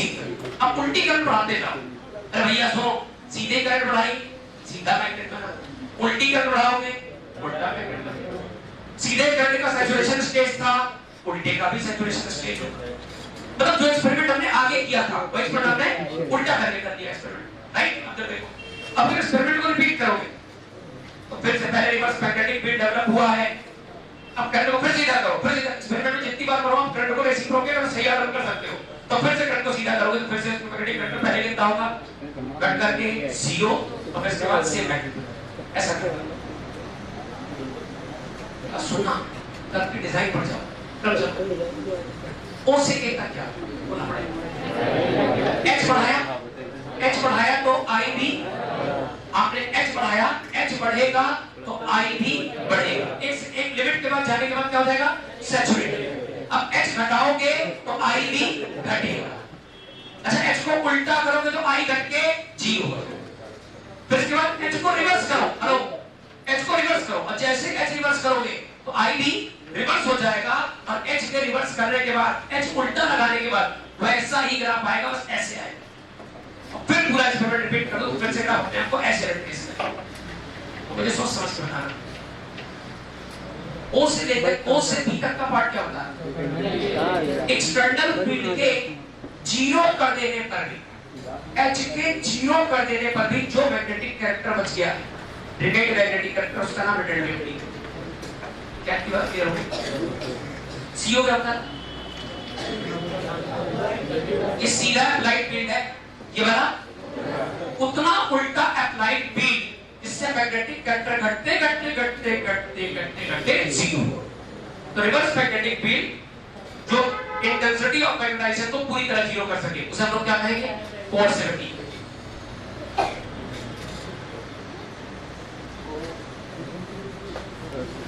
कोएर्सिविटी अरे एक्सपेरिमेंट किया गया, कई स्टेप्स सुनो से बताना जरा। अच्छा बताना, एच बढ़ रहा है कि घट रहा है? इधर एच बढ़ रहा है तो आई भी, एच आई भी, आई खत्म हो गया कि बाकी? इसका नाम क्या सब्सटेंस के अंदर अभी मैग्नेटिक कैरेक्टर है? अच्छा, अब एच घट रहा है, आई भी, या कौन 0? कौन गिरकर 0 हो गया? तो आई 0 कब हुआ? जब आपने सीधा एच लगाया कि उल्टा है? तो दैट रिवर्स एच, वो उल्टा अप्लाइड मैग्नेटिक फील्ड जिसने आई को घटाकर कितना कर दिया, उसका नाम। इसके बाद आपने रिवर्स एच बढ़ाया तो रिवर्स आई भी बढ़ा, फिर सीधा एच बढ़ाया तो सीधा आई बढ़ा, फिर सीधा एच बढ़ाया, सीधा आई बढ़ा। ग्राफ ऐसे है, अब बार-बार रिट्रेस करेगा। कोई डाउट तो नहीं? ये एक्चुअली है क्या? ये है सब्सटेंस का मैग्नेटाइजेशन। सुना प्लीज, ये क्या है? मैग्नेटाइजेशन। हमने इस तरफ मैग्नेटाइज किया, फिर हमने सब्सटेंस को डीमैग्नेटाइज, फिर हमने सब्सटेंस को मैग्नेटाइज किया, फिर हमने सब्सटेंस को डीमैग्नेटाइज किया। हर बार हमारी लूप डिजाइन चेंज हो जाएगी, थोड़ा-थोड़ा सा फर्क आता जाए। लूप डिजाइन का एरिया है जो इस ग्राफ के अंडर का एरिया, इतना इंपॉर्टेंट, ये आपको देगा loss of energy per unit. या आप कह सकते हो कि ये स्ट्रेसेस कर्व का एरिया, वो आपको नोट करें, पूरी बात है।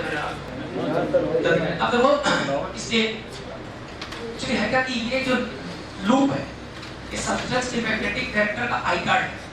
इसको देख करके हम सेलेक्ट कर सकते हैं कि किस सब्सटेंस को ट्रांसफार्मर में इस्तेमाल करना है, किसको जनरेटर। जैसे पूछा था 2019 में कि इसको हम ट्रांसफार्मर की तरह ट्रांसफार्मर में इस्तेमाल करें, किसे हम जनरेटर में इस्तेमाल करें, क्योंकि जैसे मैग्नेटिक फील्ड होगी उनके हिसाब से अलग-अलग व्यवहार चाहिए होगा। लोग नोट करें, पहले बता दें। अच्छा, मुझे कर्व देख करके, अगर आपकी मैथमेटिकल अप्रोच जरा सी भी ठीक ठाक है, मुझे कर्व देख करके बताइए एच और आई में पहले कौन 0 हुआ? हमने पहले एच को बढ़ाया, आई बढ़ा, तो पहले कौन 0 हुआ? एच पहले 0 हो गया, उस वक्त आई कुछ था। अच्छा, एच के और देर बाद आई बहुत देर बाद 0 हुआ, इसका पहले कौन 0 होगा? एच, फिर कौन होगा? आई। तो एच आगे आगे चलता है, आई पीछे पीछे चलता है। आई एच का फॉलोअर है, इसको आप ऐसे कह सकते हो कि आई लैग कर रहा, किससे? एच से। ये बात समझ गया? हर कैरेक्टर पहले डिसाइड करेगा। अच्छा, इस बात को कहीं कभी आप समझदार हो, आपको सर कॉमन सेंस की बात है। जब आप एक्सपेरिमेंट कर रहे हो, जब बाहर की डिजाइन करंट बदलोगे, करंट बदलोगे तो इंटेंसिटी बदलेगी, इंटेंसिटी बदलेगी तो अंदर जो प्रैक्टिकल चल रहा है उसके पैरामीटर्स बदलेंगे। तो पहले एच बदलेगा, फिर आई बदलेगा, कि आई पीछे पीछे चलेगा, आई देर से चलेगा। इसी को आप लोग लैगिंग कहते हैं, राइट? अब देखो selection of material, selection on material, क्या तुम रिलेटिविटी का मतलब समझ गया ना? अरे रिलेटिविटी मतलब रिटेन से है कि कितना मैग्नेटिक कैरेक्टर रिटेन रह गया। कोएर्सिविटी का मतलब नहीं करना पड़ेगा। कोएर्सिविटी का मतलब वो उल्टा मैग्नेटिक फील्ड जो मैग्नेटिक कैरेक्टर को टोटल 0 है।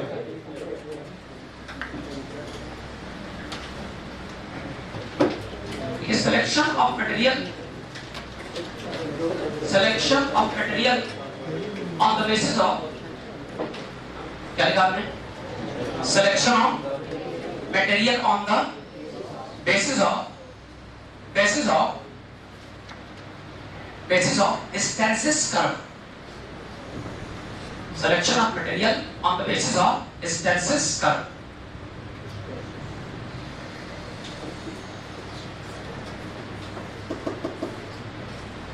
Selection of material on the basis of hysteresis curve. अब एक बात सुनो बेटा, इस hysteresis curve में पढ़ने वाली केवल 3 बातें हैं, बताओ कौन सी? बोलना पड़ेगा, रिडक्टिविटी, कोएर्सिविटी और लूप का एरिया, जो क्या बताएगा? Loss of energy per unit volume on magnetisation and demagnetisation, right? तो ये सब बातें पढ़नी है। तो सबसे पहले हम आपको 2 कर्व बना दें, आप उन्हें देख करके पहचानिए कैसे बना सकते हैं आप। इसे पहला कर्व H,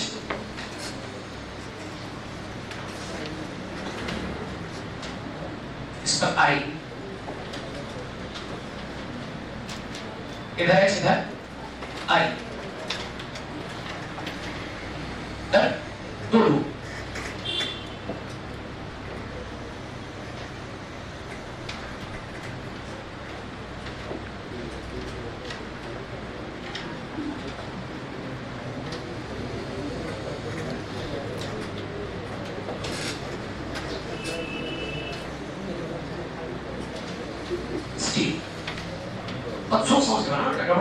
ध्यान से देखो, तो आयरन वाले पार्ट का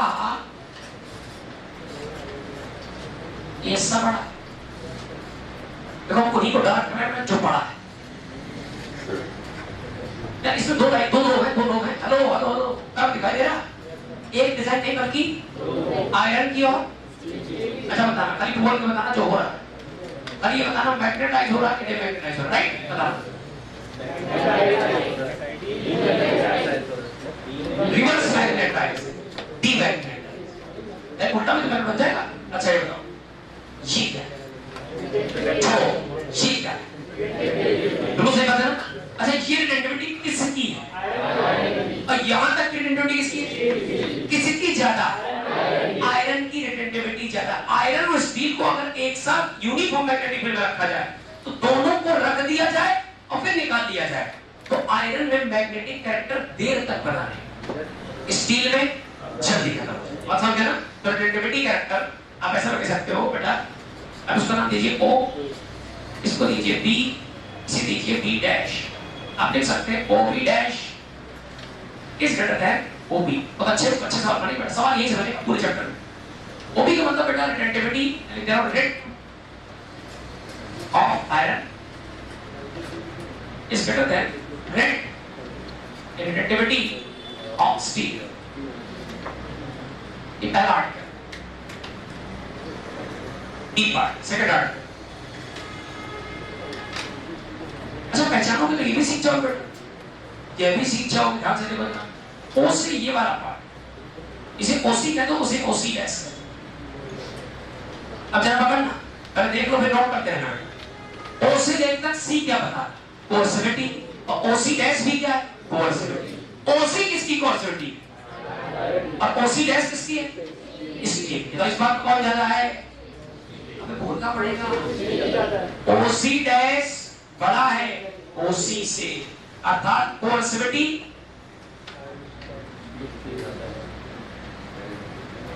of steel is greater than coercivity of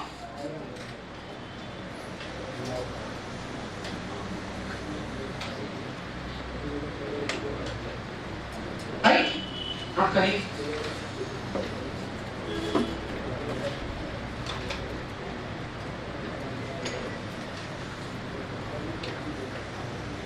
आप में से कितने बच्चे ऐसे इनके पास मैग्नेटिज्म वाली लास्ट शीट नहीं, एक ही शीट के लिए हालांकि मैग्नेटिज्म, बाकी सबके पास है ना? कल शीट लेकर के आनी, बट आज ही वो शीट का जो बचा हुआ पार्ट डिस्कस करते हैं, है ना, शीट डिस्कस करते हैं फटाफट।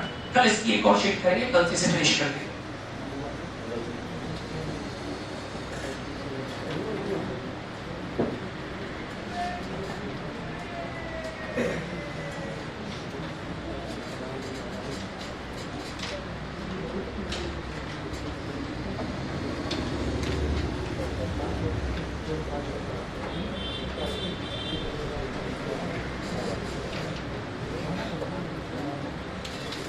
हाँ भाई, बेटा आयरन को पूरा लिखना। एक्चुअली आयरन की क्या कैटेगरी होती है, तो आप स्पेशल करोगे इसको, ये सॉफ्ट आयरन। चलो बेटा, अच्छा आप देखिए, समझिए, आपसे कहा जाए कि अच्छा ट्रांसफार्मर का भी कॉन्सेप्ट आप पढ़ोगे। ट्रांसफार्मर में एक ऐसा एलिमेंट चाहिए होता है जो प्राइमरी कॉइल से आने वाली मैग्नेटिक फील्ड लाइन को सेकेंडरी कॉइल तक पहुंचाए, फिर नई फ्लक्स आए तो उसे पहुंचाए, ये बार-बार मैग्नेटाइज हो, डिमैग्नेटाइज हो। तो ऐसी प्रोसेस के लिए आप सॉफ्ट आयरन पसंद करोगे, क्योंकि सॉफ्ट आयरन बहुत जल्दी से डिमैग्नेटाइज हो सकता है, बहुत जल्दी से। जिसकी कोर्सिविटी कम है वो जल्दी डिमैग्नेटाइज होगा, जल्दी मैग्नेटाइज होगा। कोर्सिविटी का मतलब बाहरी क्षेत्र का प्रभाव कितना है, तो बाहरी क्षेत्र के थोड़े से प्रभाव से मैग्नेटाइज और थोड़े से डिमैग्नेटाइज हो सकता है, ठीक है ना। तो ऐसे ही याद रहे तो अच्छी बात है, अदरवाइज आप ऐसे भी सकते हैं। देखिए जरा आर्टिकल,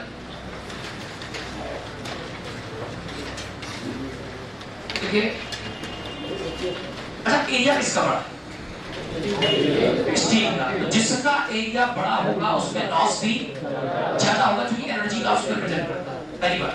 और जब चर्चा करें तो अच्छा बताओ, अगर तुम्हें परमानेंट मैग्नेट बनाना है, कैसा बनाना है, मान लो बाहरी क्षेत्र आ भी जाए थोड़ा बहुत, तो प्रभावित न कर सके जल्दी से, जल्दी उसके मैग्नेटिक इफेक्ट को खत्म न कर सके। स्टील, क्योंकि स्टील में कोर्सिविटी बड़ी है, तो स्टील का भैया बाहरी फील्ड अगर आगे बहुत ही काटेगा पीटेगा तो अपना मैग्नेटिक इफेक्ट खत्म करेंगे, अन्यथा खत्म नहीं करेंगे।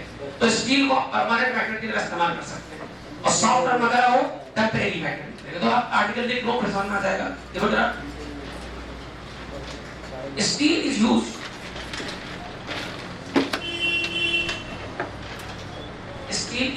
for making permanent magnet. Steel is used for making permanent magnet. Steel is used for making permanent magnet, which are used in steel is used in making permanent magnet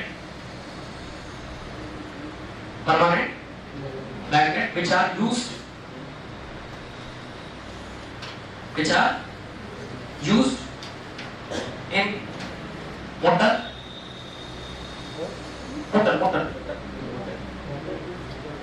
Steel is used to making permanent magnet which are used in motor, bar magnet, motor, bar magnet,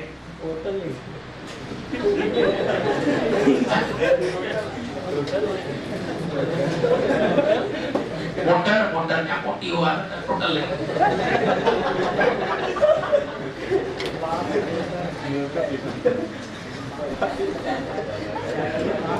सुना है तुमने कल आया magnetic में gold की जगह gold check नहीं लिखा। जब डिस्कस होता है तो कहते हैं नालायक। ये सिस्टम का बता।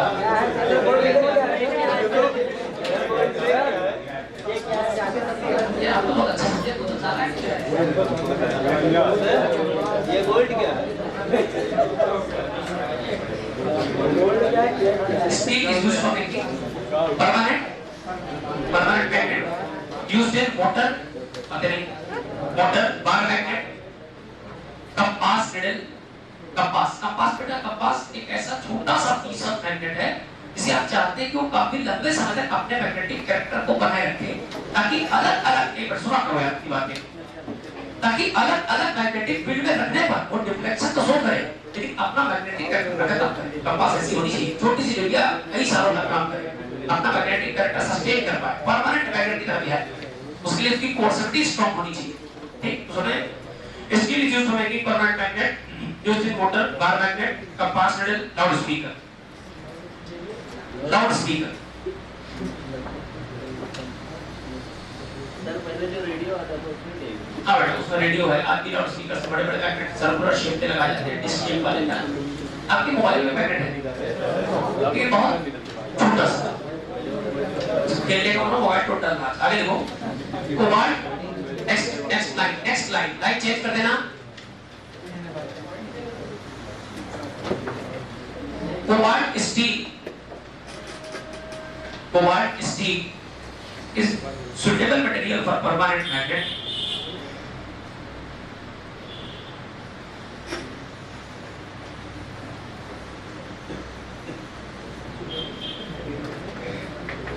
Cobalt steel is suitable material for permanent magnet. तो स्टील तो कंपोजिशन है, तो भाई स्टील तो एलॉय है, इसमें आप आयरन में मिलाते हैं, आयरन के साथ शायद कार्बन की बहुत थोड़ी सी क्वांटिटी है ना, उसमें एल्युमिनियम मिला सकते हैं, स्टील मिला सकते हैं, कोबाल्ट मिला सकते हैं।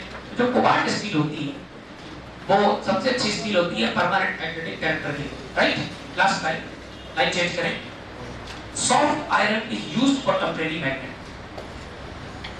Soft iron is used for temporary magnet, used for temporary magnet. Soft iron is used for temporary magnet.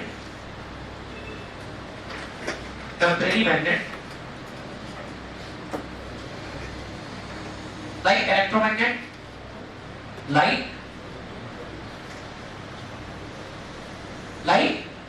electromagnet, transformer, electromagnet, transformer, and last moving coil galvanometer.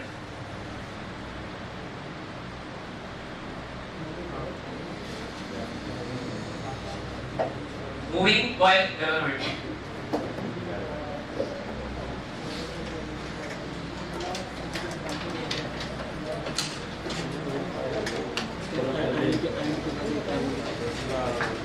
आप में से कितने बच्चे ऐसे हैं जिनके पास शीट अवेलेबल लास्ट वाले खत्म करते हैं उसको, बाकी सब चीजें कहाँ कितने के पास नहीं। चलो कोई बात नहीं, क्वेश्चन हम बोलेंगे, खत्म करते हैं इसको, मतलब इस तरह खत्म करते हैं।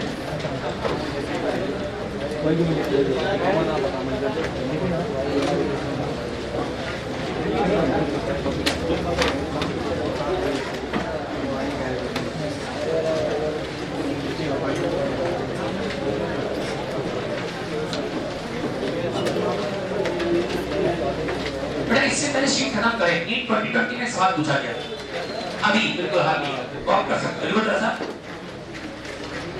क्या बात नहीं।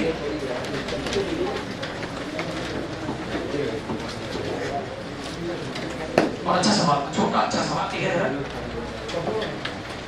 इससे पहले कि शीट खत्म करें सवाल देखिए जरा। An iron rod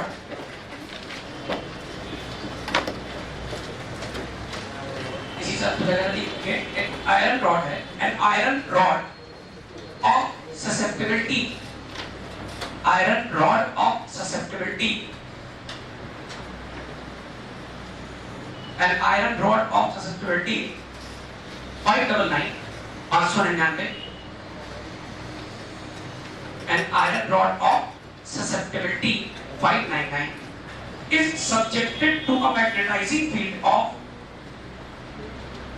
is subjected to a magnetizing field of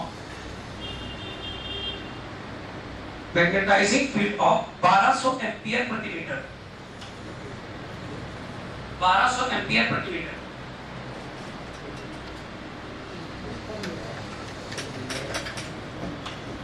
The permeability of material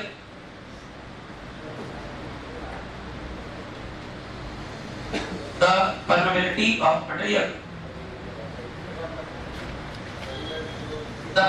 of material of rod,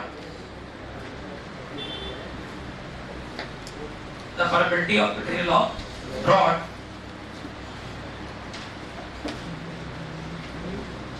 the probability of middle of rod option लिखो बेटा, ऑप्शंस लिख लें, ऑप्शन लिख लें। A part 2.4 pi 10 to power minus 4, 2.4 pi into 10 to power minus 4 tesla ampere प्रति metre. Metre प्रति ampere unit सही कर लो। अगला ऑप्शन है 8 10 to power minus 5, same unit. C option है 2.4 pi into 10 to power of minus 5 tesla metre ampere inverse. Last option is given as 2.4 pi 10 to the power 7 tesla metre ampere inverse. पता आपकी बात जो NEET का paper आया था वो मेरे हिसाब से बहुत हद तक काफी सारे सवाल ऐसे रहे जो सीधे फार्मूला बेस और एक आधी चीज करनी थी, जैसे आपको प्री नीट पार्ट पूछा गया तो भी नहीं याद हो तुम्हें प्री वाले में तो उसमें कहने का मतलब है कि वो लर्निंग बेस था, उसमें कोई ट्रिक नहीं काम कर सकती बेटा, पुराना होगा तभी सही कर पाओगे। ये सीधे फार्मूला बेस सवाल कभी दिखाते हैं दी गई जानकारियों को, जो जानकारी है उससे कैसे जोड़े। अच्छा मुझे बताओ प्रोबेबिलिटी कितने टाइप की समझ सकते हो, कितनी सोच सकते हो? हाँ बोलो, हाँ बोलो, सही है। तीन कौन कौन से प्रोबेबिलिटी बेटा समझ ले, आप समझ ले वो तो आप समझ सकते हैं। हम करें प्रोबेबिलिटी का नाम तीन बार सुन सकते हैं, पता है कैसे? जैसे मान लीजिए वैक्यूम की प्रोबेबिलिटी, उसको क्या कहोगे बेटा?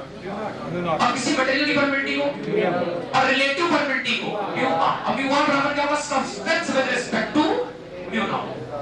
किसी सब्सटेंस की probability with respect to vacuum is relative probability of that substance. क्या आया? प्रॉपर तो भाई यार अलग मीडियम। अच्छा बताओ मीडियम बदलेगा तो परमिशन अलग अलग मिलेगी कि नहीं मिलेगी? तो मीडियम की प्रोबेबिलिटी का नाम म्यू, वैक्यूम का नाम म्यू नॉट और म्यू अपॉन म्यू नॉट कहलाता है म्यू रिलेटिव। इस सब्सटेंस की प्रोबेबिलिटी, इस बात को समझिए, रिलेटिव प्रोबेबिलिटी का मतलब होता है सब्सटेंस की मैग्नेटिक प्रोबेबिलिटी, सब्सटेंस मैग्नेट को कितनी परमिशन देगा उसका रेशियो वैक्यूम में कितनी परमिशन मिलेगी इसके साथ। ये बात समझ गए ना? एक फार्मूला, ये एक और फार्मूला होता है, एक और फार्मूला होता है। ये किसका है? इसका, ये किसका? ये किसी मीडियम का। ये किसका? शाबाश, तो सही बोल रहे हैं। रिलेटिव बोलना पड़ेगा पक्का। आप जरा देखो, ये म्यू की बातें हो गई, सारी म्यू की बातें सब कुछ हमें याद हो गया। अच्छा एक और रिलेशन था, कल सीखा था, म्यू बराबर भूल गए 1 प्लस जाई एम किसका है? मटेरियल का। तो ये भी किसका होगा? मटेरियल का। ये मटेरियल का क्या समझ पाया? मटेरियल का, मीडियम का, ये वाला है, ये वाला बीच वाला बराबर नहीं? ओके, तो ड्यूएल पता कर सकते हैं बराबर 1 plus A. Hello hello hello hello hello, ये कितना ससेप्टिबिलिटी कितनी दी है? 5 599, बहुत अच्छी ससेप्टिबिलिटी है। 599 599 प्लस 1 बराबर 600। कोई ऑप्शन है क्या 600? अरे मान लो तुम गलती से निकाल दिया, अब तो फंस गए 600। ओके, ये तो मीडियम का रिलेटिव होगा, सॉरी ये मीडियम का, ये रिलेटिव बेटा। अब so mu relative is equal to 600। अब म्यू रिलेटिव, चलो आंसर आया, जो भी आंसर है इसको मैच करोगे, इसे मैच हो रहा नहीं मैच हो रहा, तुम्हें क्या लग रहा है किससे मल्टीप्लाई किया होगा? हाँ बताएं, आप चाहो तो फार्मूले में रख के देख लो। म्यू आर बराबर क्या होता है बेटा? Mu medium upon mu not. आपको पता क्या करना है?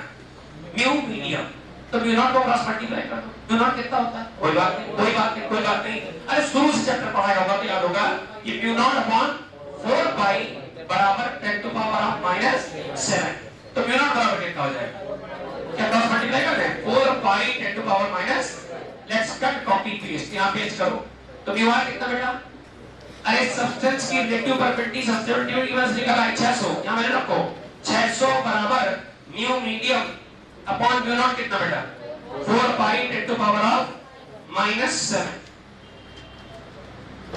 क्रॉस मल्टीप्लाई 6 चौको 2400 इनटू पाई इनटू 10 की पावर बराबर किसके, क्या कोई ऑप्शन है, कोई बात नहीं, दशमलव को 3 स्थान किसका ये और प्लस की 3 पावर बढ़ाइए, ये आ गया कितना 2.4 पाई इनटू 10 की पावर माइनस बोला कितना 4 बराबर किसके म्यू, कोई ऑप्शन मिला तो आप बच नहीं सकते,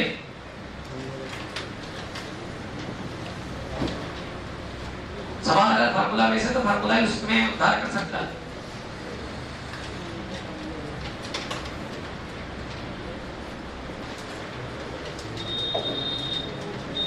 ऑसिलेशन ऑफ एनी बायोमेट्रिक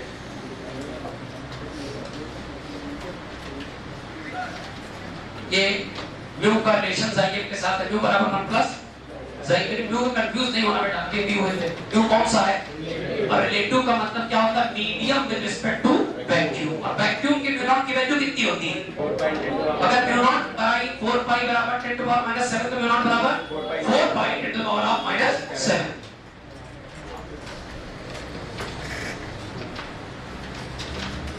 अब एक काम करने जा रहे हैं हम मैग्नेट को ऑसिलेट, अच्छा एक बात सुनो, इससे पहले कि तुम मैग्नेट का ऑसिलेशन सीखो पहले इलेक्ट्रिक डाइपोल का सीखो, तुम्हें थोड़ा सा ठीक लगेगा, अच्छा लगेगा, वेरी गुड।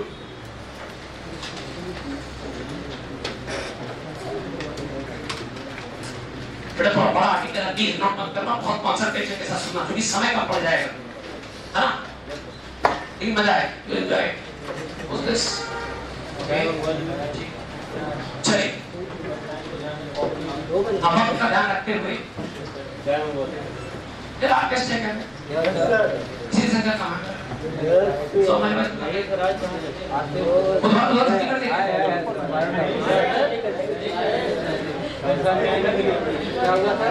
अरे मजाक कर रहे हैं अरे भाई हो गया गलती, अरे एक बार और क्या करिए इलेक्ट्रिक बैठेगा आपको इसमें 4 पार्टी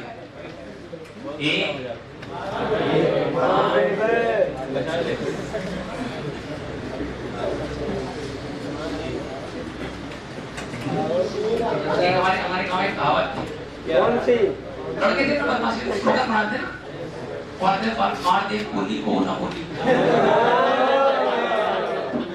जेल में पास होते छोटा छोटा बच्चा एटीट्यूड उनका देखा चड्डी पहने मार दे बड़ा नहीं मोटा हम डर जाते हैं तो कैसे घूम रहे हैं समय आया तो हमने कुछ लोग छोटे थे जो पॉकेट मनी मिलता उसमें करने लोग खिलाते थे, कोई दिक्कत है नहीं ये पड़ा क्योंकि आप तो स्थिति में है तो ले बदले प्लीज बच्चों को चार्ज पार्टिकल अगर इलेक्ट्रिक फील्ड में रखोगे तो फोर्स महसूस करेगा F बराबर Q बटे D बाई बिल्कुल बच्चों के साथ कोई भी चार्ज पार्टिकल इस बात को नहीं कर पड़ो क्योंकि आर्टिकल लंबा है, कोई भी चार्ज पार्टिकल इलेक्ट्रिक फील्ड को महसूस करेगा फोर्स के पावर में कितना फोर्स लगेगा Q multiply by E, Q multiply by E लगेगा आगे और Q मल्टीप्लाई बाई E लगेगा पीछे, तो क्या ये डाइपोल को घुमाएगा और डाइपोल पर आएगा टॉर्क। अबे सुनो तुम्हें याद है सब कुछ क्या आएगा टॉर्क, टॉर्क का फार्मूला टाउ बराबर B E sin थीटा और मैकेनिक्स के हिसाब से टॉर्क का फार्मूला टाउ बराबर I अल्फा। अच्छा आप अगर सपोज करिए किसी भी डाइपोल को अगर आप मैग्नेटिक फील्ड के अलाइन कर दो, कैसा रख दो अलाइन का मतलब इधर मान लीजिए प्लस Q, इधर बेटा माइनस Q, डायरेक्शन कहां से कहां माइनस से प्लस। अब जरा पढ़ देखो क्या P और E एक ही डायरेक्शन में है, थीटा सो गए अरे ये माइनस ये प्लस तो क्या डाइपोल मोमेंट माइनस से प्लस होगा, तो क्या ये P है जब P है तो यही E है, तो P और E एक दूसरे के पैरेलल में थीटा, तो टॉर्क भी कितना, और इस समय पोटेंशियल एनर्जी U बराबर माइनस PE cos 0 यानी माइनस PE। क्या ये मिनिमम पोटेंशियल एनर्जी है? Potential energy minimum, stability maximum, सबसे स्टेबल कंडीशन पर ये बात। अगर इसको तुमने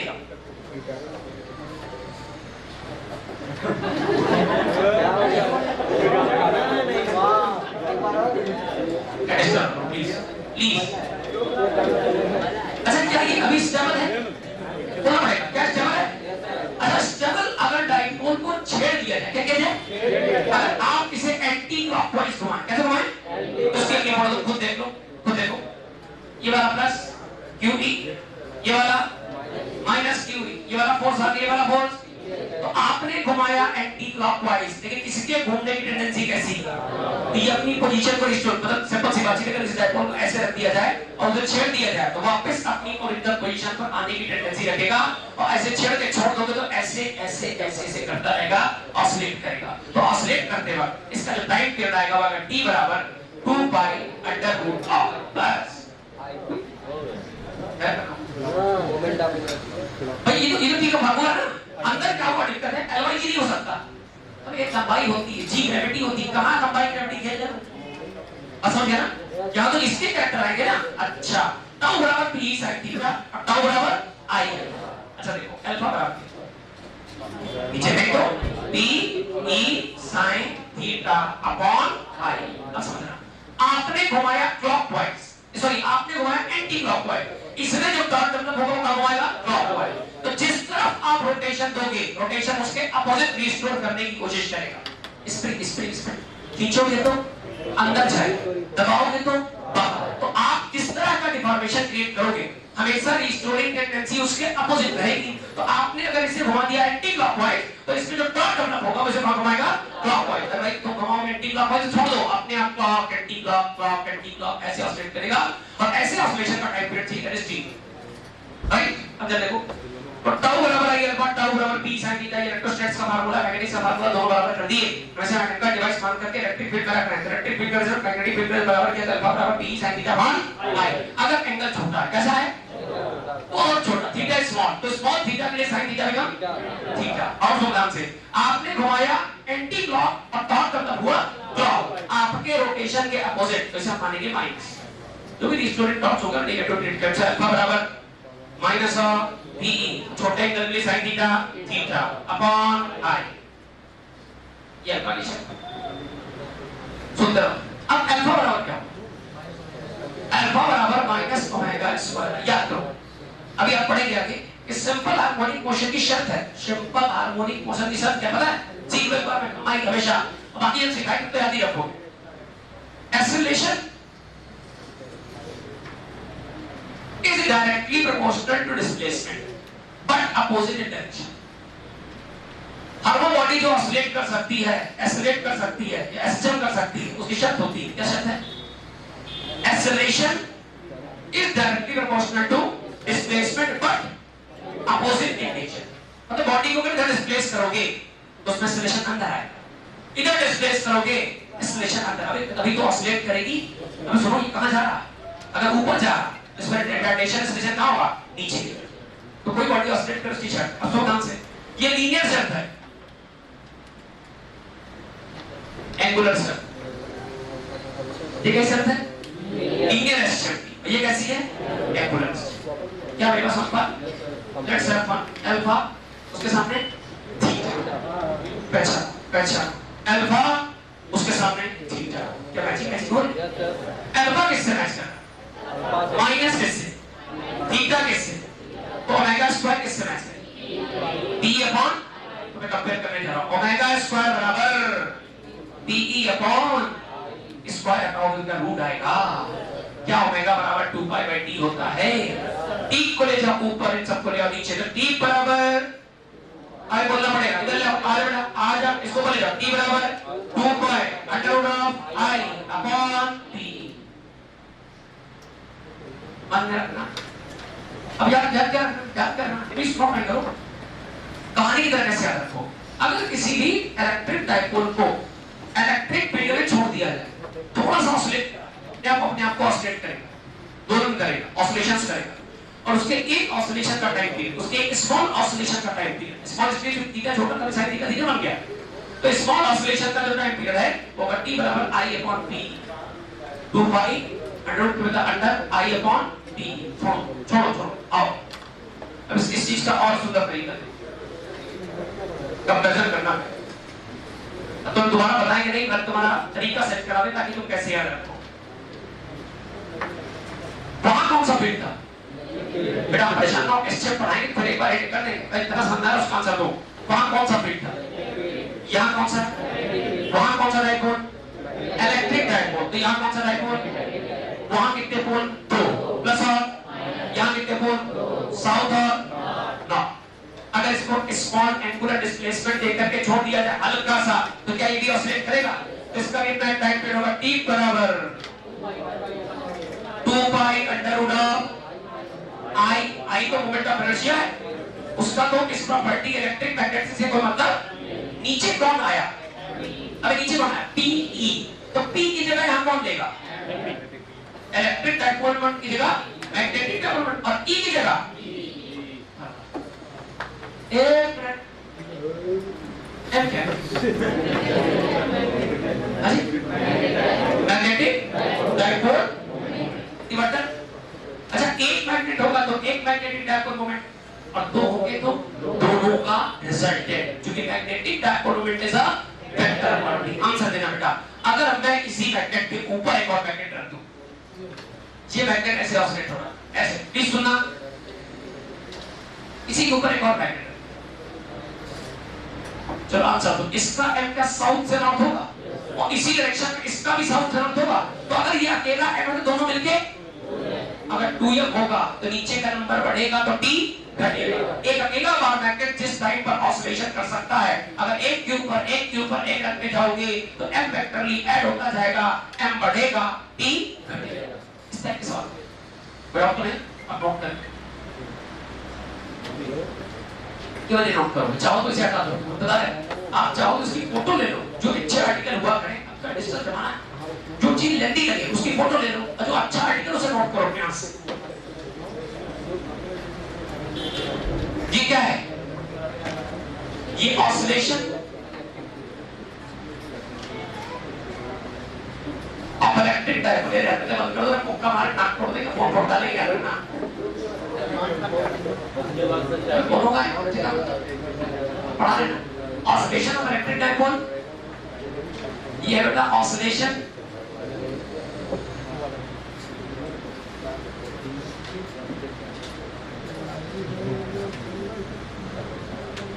ऑफ मैग्नेटिक डाइपोल।